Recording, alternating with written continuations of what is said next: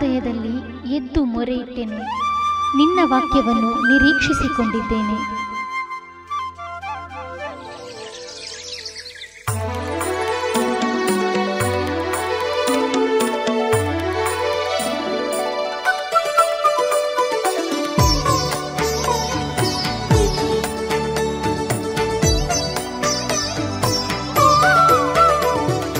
Price the lord. Good morning.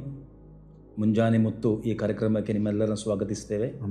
ಪುನಃ ನಾವಿಬ್ಬರು ಸೇರಿ ಈ ಕಾರ್ಯಕ್ರಮವನ್ನು ನಡೆಸುವಂಥ ದೇವರು ಆ ಕೃಪೆಯನ್ನು ಕೊಟ್ಟಿದ್ದಾನೆ. ಇವತ್ತು ಕೂಡ ಈ ವಾಕ್ಯವು ದೇವರು ನಿಮ್ಮನ್ನು ಆಶೀರ್ವದಿಸಲಿ. ಸ್ವಲ್ಪ ಹೊತ್ತು ದೇವರ ವಾಕ್ಯವನ್ನು ಸಾರಿ ಅದರಿಂದ ಇರುವಂಥ ದೇವರ ಸಂದೇಶವನ್ನು ನಿಮಗೆ ತಿಳಿಸಿ ಇವತ್ತಿನ ಮನ್ನವನ್ನು, ಆತ್ಮಿಕ ಮನ್ನ ದೇವರು ನಿಮಗೆ ಕೊಟ್ಟು ನಡೆಸುವಂಥ ಒಂದು ಪ್ರಾರ್ಥನೆಯಾಗಿದೆ. ಪ್ರಿಯರೇ, ಇವತ್ತಿನ ವಾಕ್ಯದ ಧ್ಯಾನಕ್ಕಾಗಿ 1 ಥೆಸಲೋನಿಯನ್ 5:16 ಅನ್ನು ಓದುವ. ಓಕೆ, ನಾನು ಇಂಗ್ಲೀಷಲ್ಲಿ ಓದಲ? ಓದಿ. ನೀವು ಅದು ಬೆಸ್ಟ್ ಆಗಿರ್ತದೆ. ನಾನು ಇಂಗ್ಲೀಷಲ್ಲಿ ಓದ್ತೇನೆ, ಮತ್ತು ನೀವು ಕನ್ನಡದಲ್ಲಿ ಮತ್ತು ನೀವು ಓದ್ಬೋದು. ವರ್ಸ್ 16 ಹೇಳ್ತದೆ, 1 Thessalonians chapter 5 verse 16, rejoice evermore. Verse 17 ಹೇಳ್ತದೆ, pray without ceasing, in everything give thanks for this is the will of God in Christ Jesus concerning you. ಈಗ ಇದನ್ನು ಕನ್ನಡದಲ್ಲಿ ಸೇವಕರು ಓದ್ತಾರೆ. ಯಾವಾಗಲೂ ಸಂತೋಷಿಸಿರಿ, ಎಡೆಬಿಡದೆ ಪ್ರಾರ್ಥನೆ ಮಾಡಿರಿ, ಎಲ್ಲದರಲ್ಲಿಯೂ ಕೃತಜ್ಞತಾ ಸ್ತುತಿ ಮಾಡಿರಿ, ಇದೇ ನಿಮ್ಮ ವಿಷಯವಾಗಿ ಕ್ರಿಸ್ತ ಯೇಸುವಿನಲ್ಲಿ ತೋರಿ ಬಂದ ದೇವರ ಚಿತ್ತ. ಆಮೆನ್. Praise God. ಸೇವಕರು, ಈ ವಾಕ್ಯ ಓದಬೇಕಾದ್ರೆ ಇದರಲ್ಲಿ ಬಹಳಷ್ಟು ಪಾಯಿಂಟ್ಸ್, ಒಳ್ಳೆಯ ಪಾಯಿಂಟ್ಸ್, ಪ್ರಾಕ್ಟಿಕಲ್ ಒಂದು ಸ್ಟೆಪ್ಸನ್ನು ನಮ್ಮ ಅಪೊಸ್ತಲರಾದ ಪೌಲ ನಮಗೆ ಹೇಳಿಕೊಡ್ತಾರೆ. ಹೌದು. ಸೊ ನೀವು ಇದನ್ನು ಧ್ಯಾನಿಸಿದಾಗ ನಿಮಗೆ ಇರುವಂಥ ಆ ಸಂದೇಶ, ನಿಮ್ಮ ಆತ್ಮದಲ್ಲಿ ದೇವರು ಕೊಟ್ಟಂಥ ಆ ಒಂದು ಏನಿಲ್ಲ ಮುಂಜಾನೆ ಮುತ್ತು, ಆ ಮುತ್ತುಗಳನ್ನು ನಮಗೆ ನಮ್ಮ ವೀಕ್ಷಕರಿಗೆ ಹೇಳ್ಬೋದಾ? ಖಂಡಿತವಾಗಲು ಪ್ರಿಯರೇ, ಈ ಒಂದು ಮುಂಜಾನೆ ವೇಳೆಯಲ್ಲಿ ಈ ವಾಕ್ಯ ಬಹಳ ಶ್ರೇಷ್ಠವಾದಂಥ ಒಂದು ವಾಕ್ಯವಾಗಿದೆ. ಯಾಕೆಂದರೆ ಯಾವಾಗಲೂ ಸಂತೋಷಿಸಿರಿ, ಎಡೆಬಿಡದೆ ಪ್ರಾರ್ಥನೆ ಮಾಡ್ರಿ, ನಂತರ ಎಲ್ಲದರಲ್ಲಿಯೂ ಕೃತಜ್ಞತಾ ಸ್ತುತಿ. ಇಲ್ಲಿ 3 ಬಹಳ ಶ್ರೇಷ್ಠವಾದ ಪಾಯಿಂಟ್ ಆ ಪೌಲನು ಥೆಸಲೋನಿಕದವರಿಗೆ ಬರೆದು ಹೇಳ್ತಾ ಇದ್ದಾನೆ. ಸೊ ಅಲ್ಲಿ ಯಾವಾಗಲೂ ಸಂತೋಷಿಸಬೇಕು. Praise God. ಒಂದು ಮನುಷ್ಯನಿಗೆ ಯಾವಾಗಲೂ ಸಂತೋಷ ಮಾಡಕ್ಕೆ ಆಗುದಿಲ್ಲ. Praise God. ಆದರೆ ಅಕಾರ್ಡಿಂಗ್ ಟು ಪೌಲ್ ಹೇಳ್ತಿದ್ದಾನೆ, ನಾವು ಯಾವಾಗಲೂ ಸಂತೋಷಿಸೋರು ಆಗಬೇಕು. ಕಾರಣ ಫಿಲಿಪ್ಪಿ ಪತ್ರಿಕೆಯಲ್ಲೂ ತಾನು ಅದೇ ಹೇಳ್ತಿದ್ದಾನೆ 4ನೇ ಅಧ್ಯಾಯದಲ್ಲಿ, ಕ್ರಿಸ್ತಲ್ಲಿ ಯಾವಾಗಲೂ ಸಂತೋಷಿಸಬೇಕು, ಸಂತೋಷ ಪಡೀರಿ ಎಂಬುದಾಗಿ. ಸೊ ಪೌಲ ತನ್ನ ಲೈಫಲ್ಲಿ ನೋಡಿದರೆ ಬಹಳ ಇಕ್ಕಟ್ಟು, ನೋವು, ಪೆಟ್ಟು ಎಲ್ಲ ತಿನ್ನುವಾಗಲೂ ಕ್ರಿಸ್ತನಲ್ಲಿ ಸಂತೋಷ ಪಡ್ತಾ ಇದ್ದ. ಯಾಕೆಂದರೆ ಈ ನೋವುಗಳೆಲ್ಲ ಆಮೇಲೆ ತಾನು ಹೊತ್ಕೊಂಡ್ರು ಅವನಿಗೆ ಅರ್ಥ ಆಗ್ತಾ ಇದ್ದು ತನ್ನಲ್ಲೊಬ್ಬ ಕ್ರಿಸ್ತನಿದ್ದಾನೆ ಎಂಬುದಾಗಿ. Praise God. ಅವಾಗ ಇಲ್ಲಿ ಹೇಳ್ತಾ ಉಂಟು, ಯಾವಾಗಲೂ ಸಂತೋಷಿಸಿರಿ. ಆಮೇಲೆ ಇವತ್ತು ಯಾವುದೇ ಒಂದು ವಿಷಯದಲ್ಲಿ ನೀವು ಭಾರವುಳ್ಳ ವ್ಯಕ್ತಿ ಆದರೂ ಕ್ರಿಸ್ತ ನಿಮ್ಮಲ್ಲಿದ್ದರೆ ನಿಮಗೊಂದು ಸಂತೋಷ ಇರುತ್ತೆ. Praise God. ಯಾಕಂದ್ರೆ ಅಲ್ಲಿ ನಾನೆಲ್ಲ ಪ್ರವೃತ್ತಿ ಮಾಡೋದು, ಕ್ರಿಸ್ತನು ನನ್ನಿಂದ ಪ್ರವೃತ್ತಿ ಮಾಡ್ತಾನೆ. ಸೊ ನನ್ನ ಕೆಲಸ ಅಂದ್ರೆ ಸಂತೋಷ ಪಡಬೇಕು. ಯಾಕೆ ಸಂತೋಷ ಪಡಬೇಕು? ನನ್ನಲ್ಲಿ ಕ್ರಿಸ್ತನಿದ್ದಾನೆ. ಎರಡನೇದು, ಎಡೆಬಿಡದೆ ಪ್ರಾರ್ಥನೆ ಮಾಡಬೇಕು. ಪ್ರೈಸ್ ಕೊಡಲು ಕ್ರಿಸ್ತ ನನ್ನಲ್ಲಿದ್ದರೆ ನನ್ನಲ್ಲಿ ಒಂದು ಸಂತೋಷ ಇರುತ್ತೆ, ಮತ್ತು ನಾನು ಎಡೆಬಿಡದೆ ಪ್ರಾರ್ಥನೆ ಮಾಡುವನಾಗಿದ್ದೀನಿ. ಹಲ್ಲೆಲೂಯಾ. ಸೊ ಅಲ್ಲಿ ಹೇಳ್ತಾ ಎಲ್ಲದರಲ್ಲಿಯೂ ಕೃತಜ್ಞತಾ ಸ್ತುತಿ. ಒಂದು ಸಂತೋಷ ಪಡಬೇಕು, 2 ಎಡೆಬಿಡದೆ ಪ್ರಾರ್ಥನೆ ಮಾಡಬೇಕು, ಎವ್ರಿಥಿಂಗ್ ನಂತರ ಕೃತಜ್ಞತಾ ಸ್ತುತಿ ಮಾಡಬೇಕು, ಥ್ಯಾಂಕ್ಸ್ ಮಾಡಬೇಕು. ಹಲ್ಲೆಲೂಯಾ. ಬರೀ ಪ್ರಾರ್ಥನೆ ಮಾತ್ರ ಮಾಡೋದಲ್ಲ, ಸಂತೋಷಿಸೋದು ಮಾತ್ರವಲ್ಲ, ಅಲ್ಲಿ 3ನೇ ಕೃತಜ್ಞತಾ ಸ್ತುತಿಯನ್ನು ಮಾಡಬೇಕು. Praise God. ಅನೇಕರು ಪ್ರಾರ್ಥಿಸ್ತಾರೆ, ಅನೇಕರು ಆಮೇಲೆ ಸಂತೋಷ ಪಡ್ತಾರೆ, ಬಟ್ ಕೃತಜ್ಞತಾ ಸ್ತುತಿಯನ್ನ ಮಾಡದಿರೋ ಸಿಚುವೇಶನ್ ಉಂಟು. ಬಟ್ ಸತ್ಯದ ಹೇಳಿದ್ರೆ ದೇವರ ಚಿತ್ತ ಇದಾಗಿದೆ. ಪ್ರತಿಯೊಬ್ಬ ಕ್ರೈಸ್ತರ ಜೀವಿತಲ್ಲೂ ದೇವರ ಚಿತ್ತ ಇದು, ಬಿ ಹ್ಯಾಪಿ ಆಗಿರಬೇಕು. ಆಮೇಲೆ ಯಾಕಂದ್ರೆ ನಾವು ಲಾಸ್ಟ್ ಟೈಮಲ್ಲಿ ಕೂಡ ನಾವು ಚಿಂತೆ ಮಾಡಿದೀವಲ್ಲ, ಫಸ್ಟ್ ನಾವು ಪೀಸ್ ಮೇಕರ್ ಆಗಿದ್ದೇವೆ. ನಾವು ಕ್ರೈಸ್ತರ್ ಅಂದ್ರೆ ಪೀಸ್ ಮೇಕರ್. ನಮ್ಮಿಂದ ಪೀಸ್ ಹೊರಡಬೇಕು, ನಮ್ಮಿಂದ ಸಂತೋಷ ಹೊರಡಬೇಕು, ನಮ್ಮ ಮುಂದೆ ಬರೋನಲ್ಲಿ ಒಂದು ಸಂತೋಷ ಸಿಗ್ಬೇಕು, ಅವನಿಗೊಂದು ಪೀಸ್ ಸಿಗ್ಬೇಕು, ಅವನಿಗೂ ನಮ್ಮನ್ನು ನೋಡು, ಅವನಿಗೊಂದು ಪ್ರಾರ್ಥನೆ ಪ್ರೇರಣೆ ಉಂಟಾಗಬೇಕು, ಅವನಿಗೂ ನಮ್ಮನ್ನು ನೋಡುವಾಗ ಕೃತಜ್ಞತಾ ಸ್ತುತಿಯ ಒಂದು ಮಹತ್ವವನ್ನು ಕೂಡ ನೆಲೆಗೊಳ್ಬೇಕು. ಸೊ ಇವತ್ತು ಮುಂಜಾನೆ ವೇಳೆ ನಾನು ನನ್ನ ಸಹೋದರಿಗೆ ಹೇಳಕ್ ಇಷ್ಟಪಡೋದಿಷ್ಟೇ, ನಿಮ್ಮ ಜೀವಿತದಲ್ಲಿ ಎಂಥ ದೊಡ್ಡ ಭಾರಗಳಿರಲಿ, ಕ್ರಿಸ್ತ ನಿಮ್ಮಲ್ಲಿದ್ದಾರೆ. ಅದಕ್ಕೆ ಪೌಲ ಹೇಳ್ತಾನೆ, ಏನಂತ ಹೇಳ್ತಾನೆ, ನಾನು ಬಲಹೀನನಾಗಿರುವಾಗಲೇ ಬಲವುಳ್ಳವನಾಗಿದ್ದೇನೆ.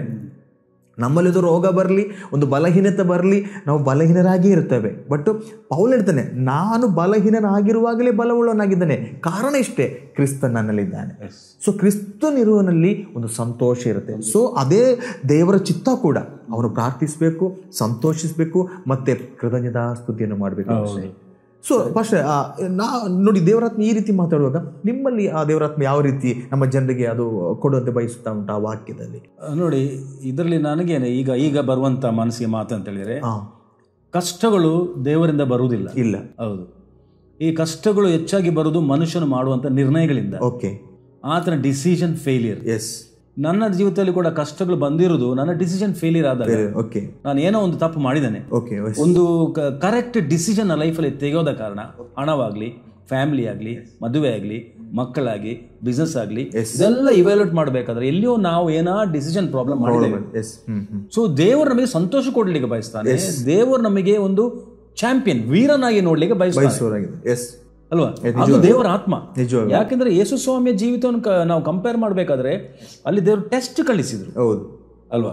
ಒಂದು ಟೆಸ್ಟ್ ಅಂತ ಹೇಳ್ಬೇಕಾದ್ರೆ ಒಂದು ಲಿಮಿಟೆಡ್ ಪೀರಿಯಡ್ ಮಾತ್ರ ಪರೀಕ್ಷೆ, ಒಂದು ಲಿಮಿಟೆಡ್ ಪೀರಿಯಡ್ ಎಕ್ಸಾಮಿನೇಷನ್. ಒಂದು 1 week, 15 days, 2 months ಒಳಗೆ ಆ ಟೆಸ್ಟ್ ಮುಗಿತದೆ. ಟೆಸ್ಟ್ ಬರುದು ಸಹಜ.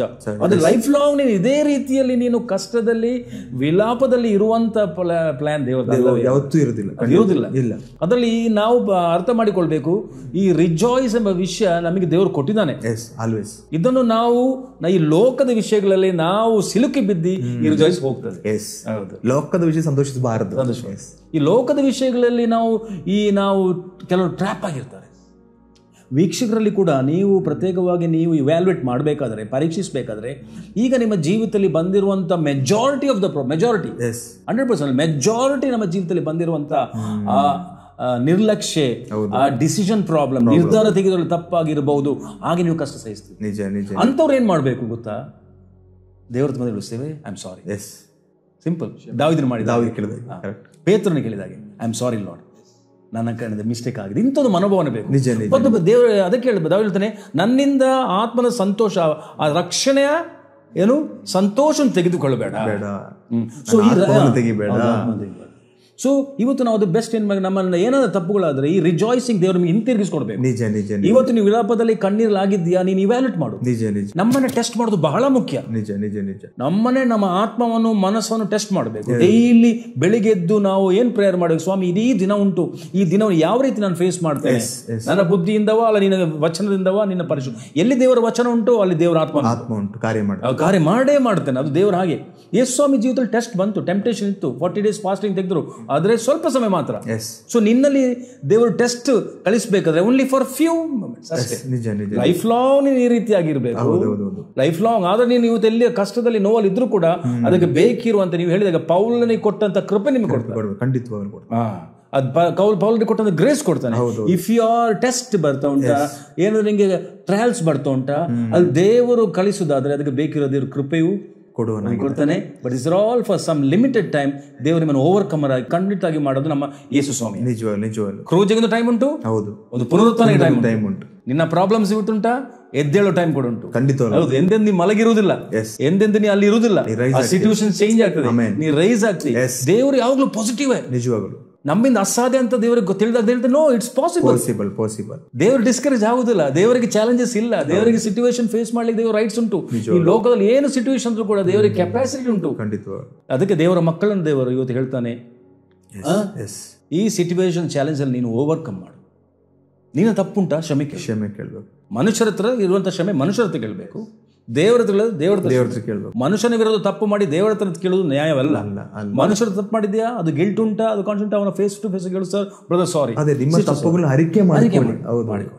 ಸೊ ಇಂಥ ವಿಷಯಗಳು ಮಾಡುವಾಗ ರಿಜಾಯ್ಸ್ ಕೂಡ ಬರ್ತದೆ, ಥ್ಯಾಂಕ್ಸ್ ಹೇಳಿ ಕೂಡ ಮನಸ್ಸು ಬರ್ತದೆ. ಖಂಡಿತವಾಗ್ಲೂ ಬರುತ್ತೆ. ಈಗ ನಮ್ಮ ದೊಡ್ಡ ಪ್ರಾಬ್ಲಮ್, ನಮ್ಮ ಇಡೀ ಯೂನಿವರ್ಸಲ್ ಅಂತ ಹೇಳಿದ್ರೆ ಯಾರಿಗೂ ಸಂತೋಷ ಪಡ್ಲಿಕ್ಕೆ ಆಗುದಿಲ್ಲ, ನಗು ಮುಖ ಇಲ್ಲ. ಈಗ ಜನರಿಗೆ ಗೊತ್ತಾಯ್ತು, ಇಷ್ಟು ಹಣ ಇದ್ರೂ ಕೂಡ ಸಂತೋಷ ಪಡೋದಿಲ್ಲ ಅಲ್ವಾ, ಅವರಿಗೆ ಆ ಪೀಸ್ ಇಲ್ಲ. ಸೊ ದ ಗ್ರೇಟೆಸ್ಟ್ ಕ್ವಾಲಿಟಿ ನಾವು ಕ್ಯಾರಿ ಮಾಡಬೇಕು ಆಸ್ ಕ್ರಿಶ್ಚಿಯನ್ಸ್ ಅಂತ ಹೇಳಿದ್ರೆ, to rejoice in every situation. ಯಾಕೆ ದೇವರ ಆತ್ಮನು ಸೆರೆಮನೆಯಲ್ಲಿ ಇರಲಿ, ದಾನಿಯಲ್ ಗುಹೆಗಳಲ್ಲಿ ಇರಲಿ, ಅರಮನೆಯಲ್ಲಿ ಇರಲಿ, ಅದು ಸೇಮ್ ಆಗಿರ್ತಾನೆ. ಖಂಡಿತವಾಗ್ಲೂ that is the spirit of Christ. ಅಡವಿಲಿ ಆಗ್ಲಿ ಅಲ್ವಾ, ಯೇಸು ಸ್ವಾಮಿ ಎಲ್ಲಿ ಆದ್ರೂ ಕೂಡ ಕ್ರೂಸಿಯಲ್ಲಿ ಆಗ್ಲಿ, ಅದು ಸ್ಪಿರಿಟ್ ಸೇಮ್. ಅಲ್ಲಿ ಡಿಸ್ಕರೇಜ್ಮೆಂಟ್, ಕಂಪ್ಲೇಂಟ್ಸ್, ಮರ್ಮನಿಂಗ್ ಇಲ್ಲವೇ ಇರುವುದಿಲ್ಲ. ಆ ದೇವರ ಆತ್ಮ, ಅದು ನಮ್ಮದು ಫ್ಲಕ್ಚುಯೇಷನ್ ಆಗ್ತದೆ. ಸೊ ಇವತ್ತು ನಾವು ದೊಡ್ಡ ಗ್ರೇಟೆಸ್ಟ್ ಗುಣ ನಾವೆಂತ ಹೇಳಿದ್ರೆ ರಿಜಾಯ್ಸ್ ಮಾಡ್ಬೇಕು ಎಲ್ಲ ಸಿಚುವೇಶನ್. ನಿಜವಾಗಲೂ ದೇವರ ಆತ್ಮನ ಕೊಡುವಂಥದ್ದು ಮತ್ತು ಗಿವಿಂಗ್ ಥ್ಯಾಂಕ್ಸ್. ಇದು ಎರಡು ಇದ್ರೆ ನಮ್ಮ life is absolutely supernatural ಆಗ್ತದೆ. ಅದು ನನಗೆ ದೇವರು ಕೊಟ್ಟಂತ ಮಾತು. ಖಂಡಿತವಲ್ಲ. Such a wonderful time. ದೇವರ ಸೇವಕರು ನಾವು ಇಬ್ಬರು ಶೇರ್ ಮಾಡಿ ನಮಗೆ ಇರುವಂತಹ ಆಲೋಚನೆ ನಾವು ಸಾರುವಂತ ದೇವರು ಕೃಪೆ ಕೊಟ್ಟಿದ್ದಾರೆ. ವೀಕ್ಷಕರು ನೀವು ಕೇಳಿದಿರಿ. ಸೊ ರಿಜಾಯ್ಸ್ ಮಾಡುವಂತ ದಿನಗಳು ಬರಬೇಕು. ನಿಮ್ಮ ಕಣ್ಣುಗಳು ಸ್ಥಗಿತವಾಗಿ ಒಂದು ಏರಿಯಾದಲ್ಲೆಲ್ಲ it should be supernatural. ಅದು ನಿನ್ನ ಪರಿಸ್ಥಿತಿಯನ್ನು ಬಿಟ್ಟು ನೋಡುವಂತ ಕೃಪೆ ನಿನಗೆ. ಎರಡನೇದಾಗಿ ಅದು ಪ್ರಾರ್ಥನೆ ನಿರಂತರವಾಗಿ ಪ್ರೇ ವಿತೌಟ್ ಸೀಸಿಂಗ್, ಅದು ಕೂಡ ಬೇಕು. ಗಿವ್ ಥ್ಯಾಂಕ್ಸ್ ಕೂಡ ಆಟಿಟ್ಯೂಡ್ ಬೇಕು. ನಮ್ಮ ಈ ಲೈಫಲ್ಲಿ 3 ವಿಷಯಗಳು ನಾವು ಕ್ಯಾರಿ ಮಾಡುವಂಥ ದಿನಗಳಾಗಲಿ. ರಿಜಾಯ್ಸ್ ಮಾಡುತ್ತಾ, ಪ್ರಾರ್ಥನೆ ಮಾಡುತ್ತಾ, thanks god, this is the will of god ಅಂತ ಹೇಳಿದೆ. ನಿಜವಾಗ್ಲೂ ದೇವರ ಹಿತವಾಗಿದೆ, ಚಿತ್ತವಾಗಿದೆ. ನೀನು ಈ ರೀತಿ ನಡಿಬೇಕು ಈ ಲೋಕದಲ್ಲಿ. ಈ ಲೋಕದಲ್ಲಿ ನಾವು ಈ ರೀತಿ ನಡಿಬೇಕು. ಹೇಗೆ ರಿಜಾಯ್ಸ್ ಮಾಡಿ, ಇನ್ನೊಬ್ಬರಿಗೆ ಪ್ರೈಸ್ ಲಾರ್ಡ್ ಶೇಕ್ ಮಾಡಿ, ಏ ಬ್ರದರ್ ಯು ಕ್ಯಾನ್ ಓವರ್ಕಮ್, ಏ ಸಿಸ್ಟರ್ ಯು ಕ್ಯಾನ್ ಓವರ್ಕಮ್ ಎಂಬ ಮನಸ್ಸು ಇರಬೇಕು. ಪ್ರೇ ವಿತೌಟ್ ಸೀಸಿಂಗ್ ಕೂಡ ಎಲ್ಲ ವಿಷಯಗಳಿಗೆ ಪ್ರೇಯರ್ ಅಂತ ಹೇಳಿ ಪ್ರಾರ್ಥನೆ, giving thanks, the beautiful qualities of A Christian ಅಂತ ಹೇಳ್ಬೋದು.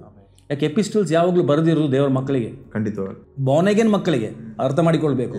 ಈ ಎಪಿಸ್ಟಲ್ಸ್ ಅನ್ನು ನಾವು ಹೇಳಬೇಕಾದ್ರೆ ಇದರ ಹಿನ್ನೆಲೆ ಅಂತ ಹೇಳಿದ್ರೆ ಈ ಚರ್ಚಸ್ಗೆ ಬರೆದು, ಯಾವ ಚರ್ಚಸ್?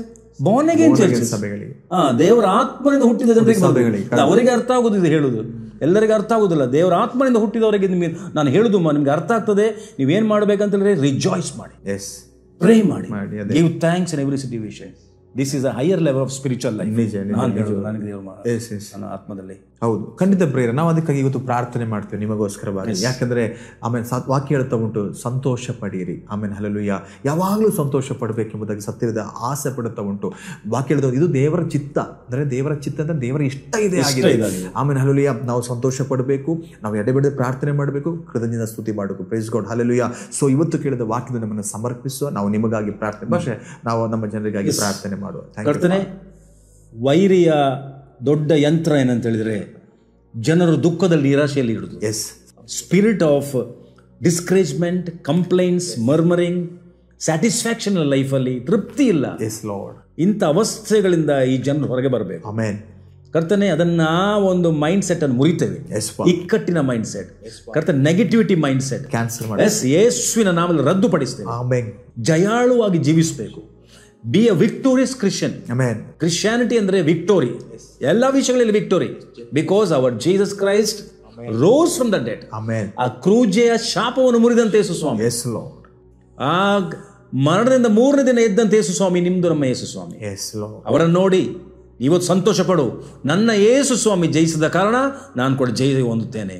ಕರ್ತನೆ, ಇವರಲ್ಲಿ ಅಂತ ಆತ್ಮ ಬರಲಿ, ಪರಿಶುದ್ಧಾತ್ಮನ ಆತ್ಮ, the power of resurrection, the power to overcome all challenges your Jesus. Amen. Thanksgiving attitude, the prayer ಮಾಡುವಂತ attitude, habits right now ನಾವು ರಿಲೀಸ್ ಮಾಡ್ತೇವೆ.